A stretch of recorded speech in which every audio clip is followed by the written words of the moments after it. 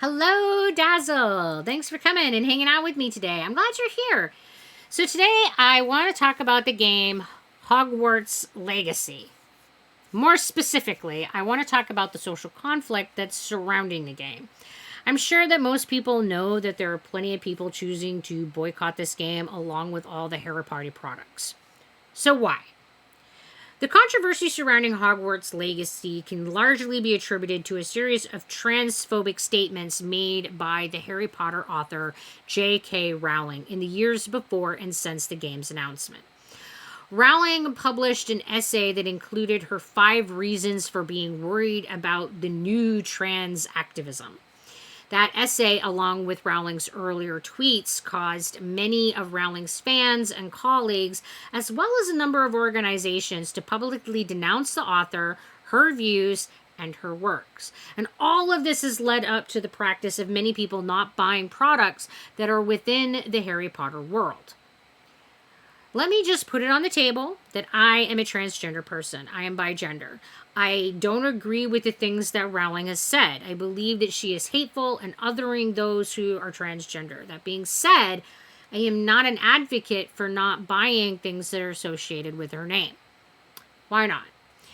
So the first reason is that J.K. Rowling already has $1 billion. Buying or not buying something related to Harry Potter is not going to change the fact that she is a very wealthy person and has all the power that comes with having that kind of wealth.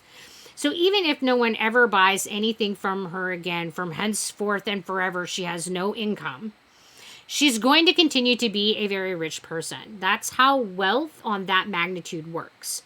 So it doesn't serve as any kind of punishment for J.K. Rowling. But it can punish those who are working for her or who are selling her products. Not everyone who has worked on a Harry Potter project is in agreement with J.K. Rowling in regards to transgender issues. And when we choose to boycott the product, we are more likely to cause financial harm to those that are working on the project or selling the project rather than actually hindering J.K. Rowling herself.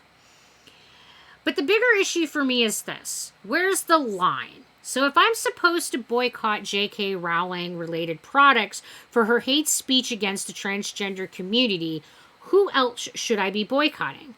There are a great deal of creators that have expressed problematic views that are not getting their products boycotted. So what's the difference? So Orson Scott Card has been as problematic with his political opinions as J.K. Rowling. Yet there hasn't been an enormous outcry to boycott everything that is associated with his name. Should we be making every purchase a political decision? The truth is that I don't really know the answer to this one. If you've bought a bunch of things and then discover that the creator is hateful, should you discard everything that you purchased, even when you don't give a creator money? There is benefit to their brand if you continue to be a fan. Does keeping the old and beat up copies of Harry Potter and Ender's Game further support the fandom and thus the hating? I don't know. I understand that there is a great deal of power through voting with our dollar, and that we vote for far more than just the product that we're buying when we spend that dollar. We can sway the way the industry creates goods and the manner that companies treat people based on the way that we spend our money. Giving financial support suggests that the manner that the company is doing business is accepted and it's supported by society. So there was a time that I believed that every purchase I made should be done with a political agenda. Then I began to really research the companies and creators, and what I found was that there aren't any that completely align with my personal belief system. I mean, I clearly can't choose to never purchase anything again. That's not how our society works. So does that mean it becomes a matter of choosing the lesser of evils? Or do we just ignore the politics of it and buy the things that we love? So I can understand and support those who choose not to purchase these goods as a political stance. It isn't a position that I've taken, but it is one that I can understand. I choose to buy the goods because I feel that making these moral decisions is too complex to weed out all the bad with just the vote of our dollar. I also don't see how not buying these goods has generated any change. J.K. Rowling is still rich and still has a social platform that gives her a voice. And not buying her products isn't going to change either of those two realities. So there's a paradox that these companies and artists create. It's tricky to negotiate the consuming of valuable works by reprehensible creators. And the works that J.K. Rowling and Orson Scott Card and many other creators have created do have value, while they themselves are absolutely reprehensible people.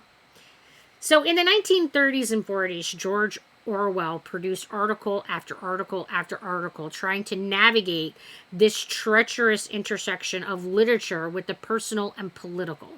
And it's really worth going and reading them. So this is not a new problem. But even now, there's no map. It's unconscionable to be giving these reprehensible people a speaking platform. But does that necessarily include the exclusion of their works that are not filled with their hate? So there is an extreme in this that I do disagree with. What I can't get behind is the hateful statements that are being cast towards those who are buying these products. Just because someone has bought Hogwarts Legacy does not mean that they are transphobic haters. And those people who have bought Ender's Game are not homophobic haters. They're just people. And our relationships with goods and fandoms are complex and layered things that cannot be so easily simplified. And starting down the path of that kind of labeling, it can lead us to some really awful things. Does reading Harry Potter once, as a kid, mean that you forever carry the label of being transphobic? So if not, where's the line? What about if you own Harry Potter stuff, but you never spend money on it again? Do they count as a villain? Like, where's the lines in this stuff? Something that I think that we should strive to keep in mind while we're investigating these kinds of topics is that no one is all good or all bad. Most of us live the lives that we think we have to. And this means that there are often great and terrible things all bound up into a single person. Isn't it possible to celebrate the great and beautiful things that we see within a person while not accepting or supporting the terrible or dark things within that person? Well, that's about it for my rambling today. Thanks for coming and spending some time with me. If you like the video, click the like button. It really does help. And until we can talk again, you guys be sure to take care of yourselves. Bye!